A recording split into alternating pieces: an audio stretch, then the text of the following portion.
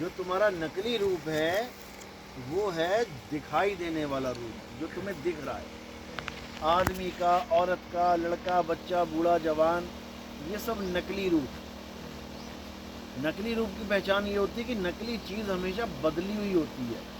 कहते हैं ना, इसमें इसने मिलावट कर दी, नकली दूध है ये, यानी जो असली था उसके अलावा कुछ और डाल देना, उसको कहते हैं नकली। अब नकली रूप की पहचान क्या है कि वो बदलता है पल पल। आप रोज चेहरा देखते हो अपना, रोज। क्या आज और कल यानी एक दिन में चेहरा देखने पे बदला हुआ दिखाई देता है? देता है? एक ही दिन में तुम पहचान जाओगी कल में ऐसी थी आज में ऐसी हो गई? नहीं, कम से कम 5 महीना, 4 महीना, 6 महीने के बाद तुम्हें लगेगा ये झुर्री कहाँ से पड़ गई, अभी तक तो नहीं थी। यानी चेहरा झुर्रियों वाला होने लगा। धीरे धीरे 1 से 2 हो गई, तुम और घबरा गई, अरे ये तो बुढ़ापा आने वाला है। धीरे धीरे करके हालत खराब हो जाती है, लेकिन ये धीरे धीरे होता है। जो चीज़ बदल जाए वो माया है, जो बदल जाए वो नकली है। अब एक ऐसी चीज़ है तुम्हारे पास जो कभी बदलती नहीं है, सोचो क्या है, तुम्हारे पास ही है। ऐसी कौन सी चीज़ है बदलती नहीं है? सोचो क्या है तुम्हारे पास ऐसी चीज़ जो कभी नहीं बदलेगी? लगाओ दिमाग, दौड़ाओ। आत्मा। ये आत्मा की वजह से ही इतने सुंदर सुंदर दांत दिखाई दे रहे हैं। ये आत्मा ना होए तो मुंह खोल के हंस ना पाए कोई, खा ना पाए, पी ना पाए, बोल ना पाए, चल ना पाए। आज हम जो कुछ भी कर रहे हैं वो हम आत्मा की वजह से कर रहे हैं। हमें जो लग रहा है कि हम कुछ भी कर रहे हैं, शरीर कुछ भी कर रहा है, आत्मा की वजह से कर रहे हैं, और आत्मा को ही हम जानते नहीं। अब ये करंट है, पंखे को चलाता है। पंखा सस्ता महंगा हो सकता है, लेकिन बिना करंट के किसी काम का नहीं। तुम 1 करोड़ का पंखा लगा दो यहाँ पे लाके, अब बिजली नहीं है तो क्या करोगे? उसकी तो कुछ घूमेगा नहीं, तुम मुंडी घुमाओगे क्या हवा लेने के लिए? उसको ही घूमना पड़ेगा, वो घूम नहीं रहा है तो कोई कुछ होने वाला नहीं। यानी कि असली चीज़ है उसको हम भूले बैठे हैं। असली चीज़ है आत्मा। आत्मा को ही नाम कहते हैं, आत्मा को ही नाम कहते हैं। नानक साहब कहते हैं जग में नाम अलग है संतों, कि नाम इस दुनिया में ऐसे नहीं मिलता, लेकिन घर घर में नाम बैठा हुआ है। किसी को पूछो भगवान का नाम लेते, हम तो सुबह उठ के लेते हैं। और नानक साहब कह रहे हैं कि जग में नाम अलग है, यानी कोई ढूंढ ही नहीं सकता उसको नाम है क्या। जैसे कोहिनूर हीरा है, नाम सुना है ना, है कितनों के पास है? एक है पूरी दुनिया में, पूरी दुनिया में। ऐसे ही नाम एक के पास होता है पूरी दुनिया में। जो सतगुरु होता है नाम उसके पास होता है पूरी दुनिया में। है तो सबके पास, लेकिन उसको जानते नहीं। कस्तूरी कुंडल बसे, मृग ढूंढे वन माही। कौन से हिरण के पास कस्तूरी नहीं है? सबके पास है।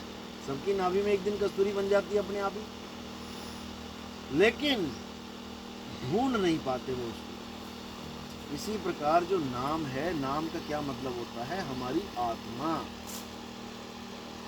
उसी आत्मा को सतनाम बोलते हैं। सतनाम क्यों बोलते हैं? क्योंकि इस दुनिया में असत नाम का डंका बज चुका है। घर घर में असत नाम बैठ गया है, इसलिए संतों को सत जोड़ना पड़ता है उस नाम के आगे, कि भैया सतनाम का जाप करो, यानी सच्चे नाम का जाप करो। अब कोई कहता है सच्चे नाम का जाप करो, फिर झूठा नाम कौन सा है? अब झूठा नाम क्या है? जितने भी नाम इस मुंह से बोले जाते हैं वो सब झूठे हैं।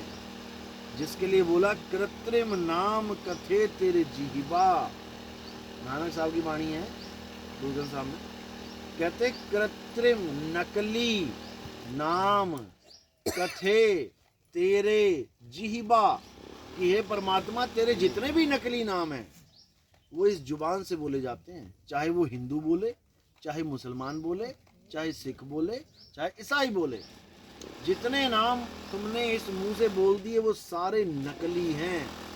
नकली क्यों हैं? क्योंकि वो तुम होंठ, जीभ, तालू, दांतों से बनाते हो, गले से बनाते हो, और जो चीज़ बनेगी वो बिगड़ेगी। असत नाम बिगड़ जाता है क्योंकि होंठ, कंठ, जीभ से निकल रहा है। जो सतनाम है वो कभी नहीं बदलता, सतनाम कभी नहीं बदलता, सतनाम कभी नहीं मरता। वो क्या है? आत्मा ही सतनाम है। इसी के लिए बोला एको सतनाम, यानी एक सतनाम ही कर्ता पुरुष, यानी तुम अपने आप को कर्ता मत समझो, उसकी वजह से ये सारे शरीर चल रहे हैं। असली कर्ता तो वो है, लेकिन फिर भी ये करता है, वो कुछ भी नहीं करता। जैसे पंखा बिजली की वजह से चल रहा है, हवा कौन दे रहा है? पंखा, लेकिन किसकी वजह से? बिजली की वजह से। तो कर्ता कौन हुआ? असली कर्ता बिजली हुई। लेकिन क्या बिजली तुम्हें हवा दे रही है? अगर बिजली हवा दे रही है, सब घर में तार लगा लो, पंखा खरीदो ही मत कोई। बिजली हवा दे रही है तो, लेकिन बिजली हवा नहीं दे रही, तो यानी कर्ता होता हुआ भी अकर्ता है। इसको समझो। तो इसी को बोला एको सतनाम कर्ता पुरुष निरपहो। निरपहो यानी कभी डरता नहीं है। आत्मा कभी किसी से डरती नहीं है। क्यों? क्योंकि आत्मा को कोई शस्त्र काट नहीं सकता, अग्नि जला नहीं सकती, वायु सुखा नहीं सकती, जल भिगो नहीं सकता। निरपहो निर्वैर। निर्वैर यानी वो किसी को मारता भी नहीं है। हे अर्जुन, जो ये सोचते हैं कि आत्मा किसी को मारता है या आत्मा किसी के द्वारा मारा जाता है, वो दोनों ही अज्ञानी हैं। आत्मा ना तो कभी किसी को मारता है, ना आत्मा किसी के द्वारा मारा जाता है। एको सतनाम कर्ता पुरुष निरपहो निर्वैर अकाल मूरत। अकाल मूरत जिसका कभी काल ही नहीं आता। सारी दुनिया को काल खा जाएगा। काल का नाम सुना है?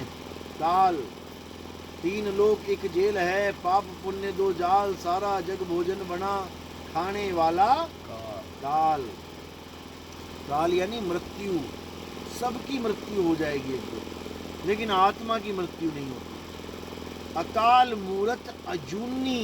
अजूनी यानी जो कभी किसी देह को धारण ही नहीं करता। आत्मा कभी किसी देह को धारण नहीं करता। जीवात्मा देह को धारण करता है, लेकिन उसकी डेफिनेशन क्या है वो तब समझ में आएंगी जब सत्संग सुनोगे। जीवात्मा क्या है, आत्मा क्या है, परमात्मा क्या है, वो सारा सत्संग में आपको समझाया गया। तो कहते हैं अकाल मूरत अजूनी सहपंग गुर प्रसाद। जब गुरु की दया होती है और वो प्रसाद देता है, ये अमरूद वाला प्रसाद नहीं, ये तो खाया और ढकार मारी चले गए। गुरु प्रसाद देता है। गुरु क्यों बोला गया है प्रसाद के साथ? गुरु का क्या है प्रसाद? जैसे पिता अगर लिखा होता पिता प्रसाद, तो पिता का प्रसाद क्या है? क्या देता है पिता आपको? हैं? आशीर्वाद तो किसी से ले लो, कोढ़ी से ले लो, वो दे देगा। आशीर्वाद का क्या है? सिर झुकाओ, आशीर्वाद तुम्हारा भला हो गया आशीर्वाद। पिता देता है अपनी जायदाद। जब पिताजी मर जाते हैं तो क्या देते हैं? प्रसाद रूप में बना बनाया घर, बने बनाई मकान, दुकान, बना बनाया बैंक बैलेंस, बना बनाया सब कुछ, गाड़ी, सब कुछ पिता से मिल रहा है। लेकिन गुरु से क्या मिल रहा है? गुरु प्रसाद। गुरु से क्या मिलता है? अरे गुरु से क्या लेने आते हो? मुक्ति, ज्ञान, ज्ञान, नाम दान। तो गुरु प्रसाद है ज्ञान। किस चीज का ज्ञान? सतनाम का ज्ञान। क्योंकि सतनाम के ज्ञान के बिना कोई मुक्त नहीं हो सकता। लेकिन अज्ञानी गुरु ने क्या कर दिया? सतनाम को ओम सोहंग बना डाला। सतनाम जो परमात्मा का असली नाम है, जहाँ परमात्मा निवास करते हैं उसको ओम सोहंग बना डाला, काल भगवान का नाम, अक्षर पुरुष का नाम बना डाला। इसीलिए ये दुर्दशा हुई है सब। सत नाम है परमात्मा का नाम। बाबा नानक करते थे सतनाम वाहिगुरु, सतनाम वाहिगुरु, आज भी करते हैं सारे। तो सतनाम में काल कहाँ से आ गया? सतनाम वाहिगुरु की हे परमात्मा, तेरा नाम ही सच्चा नाम है, वही वाह गुरु है, यानी सारे संसार का गुरु है। बाकी गुरु कुछ लोगों के होते हैं, हिंदुओं का गुरु, मुसलमानों का गुरु, सिखों का गुरु, ईसाइयों का गुरु, लेकिन जो वाह गुरु है वो सच्चिदानंद सारे संसार का गुरु है। उस गुरु का ज्ञान दिया जाता है यहाँ पे। यहाँ पर ये ज्ञान नहीं दिया जाता कि मेरे दांत में दर्द होता है, गुरु जी नाम दे दो दर्द ठीक हो जाए, मेरे कान में दर्द होता है, मेरे पेट में दर्द होता है, मेरी छाती में दर्द होता है। ये काम जो है ये प्रकृति का काम है। ये जो तुम खाते पीते हो गलत। अब तुम पेट्रोल की गाड़ी में डीजल डाल दो, क्या होगा? खर खर करेगी, खराश हो जाएगी, लोग कहेंगे कोरोना हो गया। क्यों हो गया? क्योंकि वो उसका भोजन नहीं है। तुम अपना भोजन चीनो कि तुमने क्या खाना है। पहले लोग कई कई साल जिंदा रहते थे और कभी जल्दी बीमार भी नहीं होते थे, ना कोई बीपी होता था, ना कोई शुगर होती थी। अब घर घर में देख लो बीपी है। क्यों है ऐसा? पहले क्या था? बीपी नहीं था। ऐसा क्या हो गया जो घर घर में बीपी आ गया, ब्लड प्रेशर? क्या कारण क्या है? जब तक कारण नहीं पता लगा, जब तक निवारण नहीं होगा, तुम कितनी गोलियां खा लो, क्या ऐसी कोई गोली बना दी जो बीपी को हमेशा के लिए ठीक कर दे? बैसाखी पकड़ा देते हैं, गोली खाते रहो बीपी ठीक रहेगा, छोड़ दिया फिर आया है, मर गए। कारण क्या है बीपी का? जो तुम नमक खाते हो। कौन सा खाते हो? आयोडीन नमक बढ़िया वाला, वही घटिया वाला है। सबसे खतरनाक चीज है नमक। जब से नमक आंदोलन हुआ भारत में और नमक घर घर में पहुंचा दिया गया, तब से ये बीपी की बीमारी आई। नहीं तो भूल जाओ कि बीपी नाम की कोई चीज़ थी। नमक का मतलब है अगर तुम्हारा बीपी कम होता है तो तुम्हें एक चुटकी नमक देके तुम्हारा बीपी को एकदम हाई किया जा सकता है, नॉर्मल किया जा सकता है। वो बीपी बढ़ाने की दवाई है। नमक बीपी बढ़ाने की दवाई है और तुम्हें रोज सब्जी में दवाई पीस के खिलाई जा रही है कि तुम बीमार पड़ो, तुम बार बार वही पिसा हुआ नमक खाओ और उसके बाद तुम्हारा बीपी बढ़े और उसके बाद तुम डॉक्टर के पास जाओ, डॉक्टर तुम्हें ऐसी दवाई लिख के दे दे कि तुम सारी उम्र खाओ। तो सारी उम्र के ग्राहक बन गए ना। किसके किसके बने?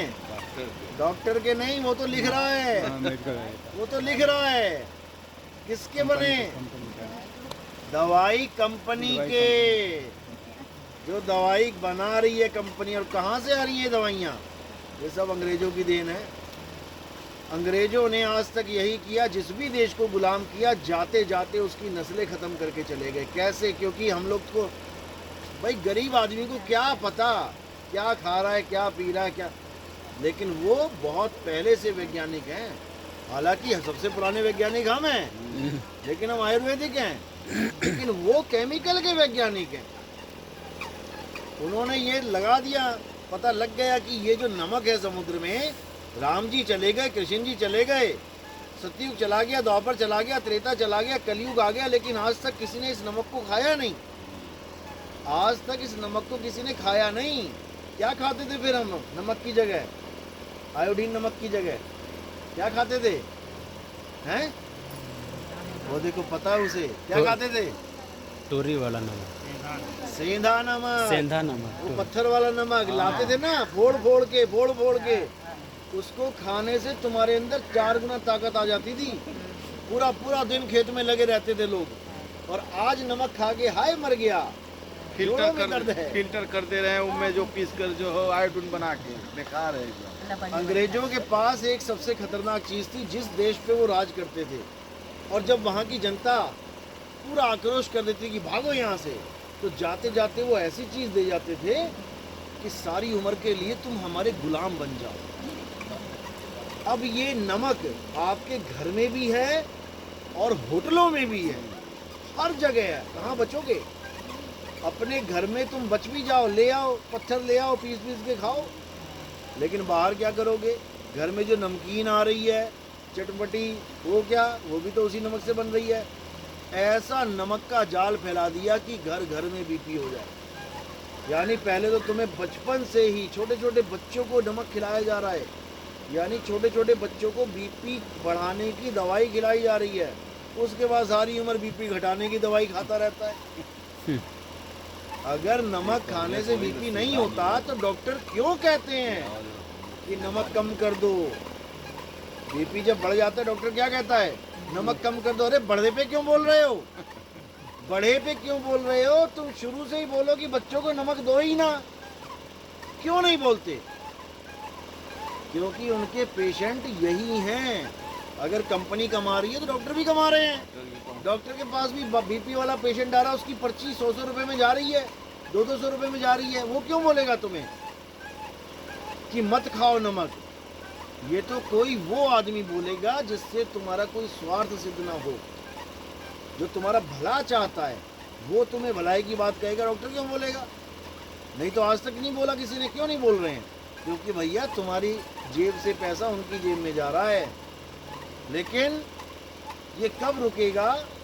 जब तुम जागरूक हो जाओगे। तुम ऐसी चीज़ खाओ ही मत जिससे तुम्हारे शरीर को प्रॉब्लम हो। तुम जीवन में कभी बीमार नहीं हो। इसके लिए भी बहुत से लोग काम कर रहे हैं। उनसे जुड़ो, जानो कि हमारा शरीर क्या है। हम अपने शरीर को एक गाड़ी की तरह अगर चलाएं और समय समय पे सर्विस करते रहें, तो जैसे एक कार, एक मोटरसाइकिल बढ़िया चलती है सालों साल, ऐसे ये भी चलेगा। हमारे अंदर जितनी गंदगी जम जाती हैं, वो गंदगी ही बीमारी का रूप लेती हैं। अब पानी है, तुम्हारे घर में से पानी बढ़िया निकलता रहे, बर्तन धोने का, इसका उसका, तो सही चलता रहेगा काम। जहाँ पानी ब्लॉक हो गया, देखो दीवारों में सीलन, बदबू, सड़ान, ये सब क्या है? ये सब हमारी नाड़ियाँ ब्लॉक हो जाती हैं, जैसे सारी बीमारियाँ उसी में हो जाती हैं। तो हमें ऐसी ऐसी चीज़ें खानी चाहिए। आप तो गांव में रहते हो, आप तो बहुत अच्छा भोजन कर सकते हो। सबसे अच्छा भोजन क्या है? नेचुरल फूड, यानी खीरे खाओ, ककड़ी खाओ, ऐसा भोजन खाओ जिसको हमें पकाना, उबालना, पकाना, तलना, सेकना ना पड़े, कुकर में ना फोड़ना पड़े। यानी खीरा लिया, सीधे प्रकृति से सीधे खा लिया, ककड़ी ली, सीधे खा लिया। और भी बहुत सी चीज़ें जो गांव में आप लोग सीधे पेड़ से तोड़ के खा, अमरूद हो गया, सेब हो गया, जो भी जहाँ जैसा फल मिलता है, जितना तुमने डायरेक्ट खा लिया, समझो उतना तुमने अपने शरीर को साफ कर दिया। बस डायरेक्ट उस पे आ जाओ कि सीधे प्रकृति से तुम्हारे अंदर जाना चाहिए, चाहे कुछ भी जाए खाने वाली चीज़।